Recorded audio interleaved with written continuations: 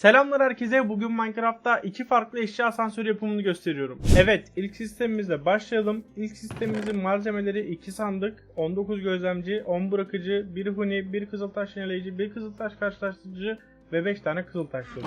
Evet, ilk yapmamız gereken bir tane gözlemci ve bunun üzerine 9 tane daha aşağıya bakacak şekilde gözlemci koymak. Evet, gözlemcilerimi yerleştirdim. Daha sonra ikinci huniden itibaren bu şekilde en alttaki huninin tersi yönde gözlemcilerimi koyuyorum. Toplam 9 tane de gözlemci buraya koydum. Evet, bırakıcımı alıyorum ve en alttaki gözlemcinin karşısına bir boşluk bırakarak delikli kısmı yukarıya bakacak şekilde bırakıcımı koyuyorum. Bunun üzerine 9 tane daha koyacağım. Bunu yapabilmek için bırakıcının üzerine gelip eğiliyorum.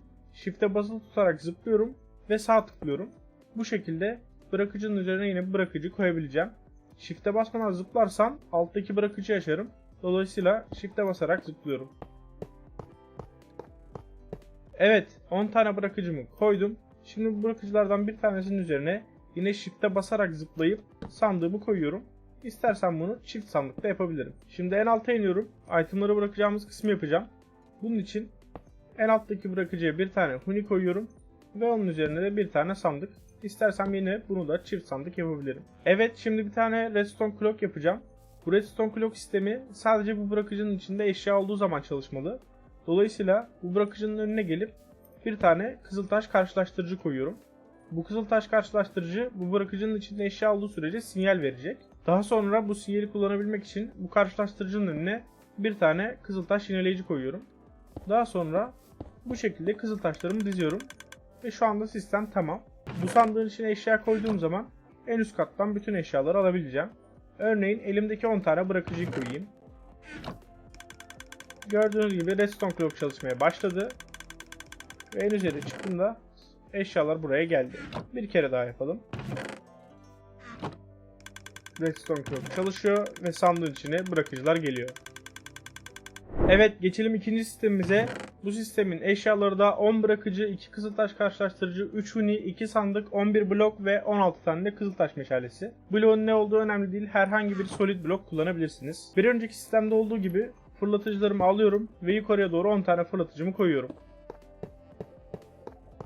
Fırlatıcıları koymayı bitirdim. Şimdi en aşağı iniyorum ve en alttaki fırlatıcının arkasına bir tane kızıltaş karşılaştırıcı koyuyorum. Daha sonra bu kızıltaş karşılaştırıcının önüne bir blok koyuyorum ve arkasına bir kızıltaş meşalesi yerleştiriyorum. Daha sonra burada birbirine bakacak şekilde 2 tane huni yerleştirdim. Ve bu hunilerden birinin önüne yine kızıltaş karşılaştırıcı koyuyorum. Daha sonra bu karşılaştırıcının önüne 2 sıra halinde 10'ar blok koyacağım. Yani yukarıdaki bırakıcının olduğu yere kadar uzatıyorum. Şimdi bu blokları çapraz bir şekilde kırıyorum. Blokları kırmayı bitirdim. Şimdi sırayla bu şekilde kızıltaş meşallerimi yerleştireceğim. Daha sonra geliyorum ve bırakıcıların olduğu bu kısma da kızıltaş meşallerini yerleştiriyorum. Tamam, şimdi eşya bağlama sistemini yapacağım. En alttaki bırakıcının üzerine bir huni koyuyorum ve onun üzerine bir tane sandık koyuyorum. Yine en yukarıya çıkıyorum ve buradakinin üzerine de bir tane sandık koydum. İstersem her ikisini de çift sandık yaparak kullanabilirim. Daha sonra buradaki hunilerden bir tanesinin içine ne olduğu fark etmez herhangi bir item yüklüyorum. Örneğin bir tane huni koydum. Evet, bu ikinci sistemde yaptığımız aslında birinci sistemde yaptığımızın bir benzeri. Bu sistemde de en alttaki bırakıcının içinde eşya olduğu zaman bu redstone clock sistemi çalışacak. Eğer redstone clock'un ne olduğunu bilmiyorsanız şu an i butonunda çıkan videoya giderek redstone clock'un ne olduğunu öğrenebilirsiniz. Ayrıca orada 5 farklı redstone clock sistemi de gösterdim. Burada da bu bırakıcının içinde bir eşya olduğu zaman bu kızıltaş karşılaştırıcıya sinyal verecek. Bu kızıltaş karşılaştırıcıya sinyal gelince buradaki kızıltaş meşalesi kapanacak.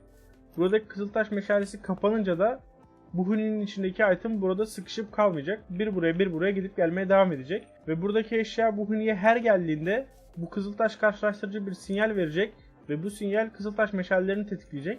Bu şekilde itemlar en üst kata kadar çıkacak. Gelin bu sistemi de bir deneyelim. Örneğin buradaki sandığın içine bir stack taş koydum ve gördüğünüz gibi bu bırakıcının içinde eşya olduğu için buradaki kızıltaş karşılaştırıcı çalışmaya başladı. Ve bu şekilde bu redstone clock ile çalışıyor. Huni her geldiğinde bu redstone karşılaştırıcı çalışıyor gördüğünüz gibi. Ve bu şekilde buradaki bütün itemlar en üst kata kadar çıkacak.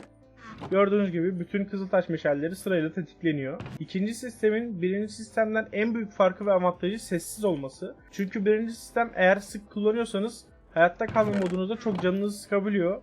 Çünkü sürekli çok fazla ses çıkartıyor ve cidden can sıkıcı olabiliyor.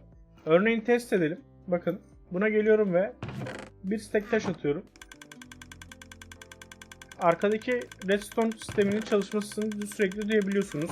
Fakat bunun için itemlarınızı attığınızda veya otomatik bağladığınız bir sistem bunun için itemları gönderdiğinde çok sessiz bir şekilde en üst kata kadar gelebiliyor.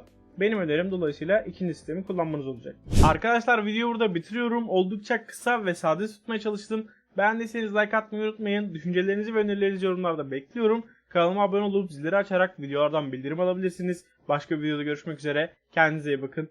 Hoşçakalın.